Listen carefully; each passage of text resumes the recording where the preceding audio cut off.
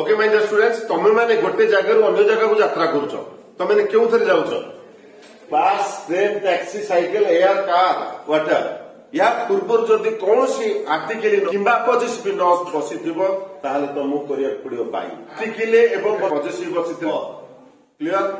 तमे बर्तमान यही आंसर कहिथिलो ही गोस टू पुरी कहिथिलो कोन इनी ठीक ना बोलो बाई एथि कोन बसला ताले बाई बस ताले एटा कह ही गोस टू पुरी ए बस बाई बस हबो ना अने बस हबो अने बस हबो। Seema goes to Puri dash the bus on the bus एटा ठीक अछि। Rima goes to Puri dash a car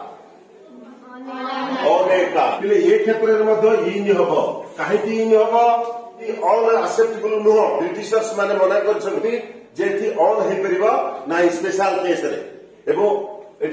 अच्छी ए बोट ऑन इन हम कहीं सीट बेल्ट पिंधा पड़ो एवं सफिसीयंट जगह न बुलाई से तुमको कहुई ऑन परिवर्ते कौन बसैब इन।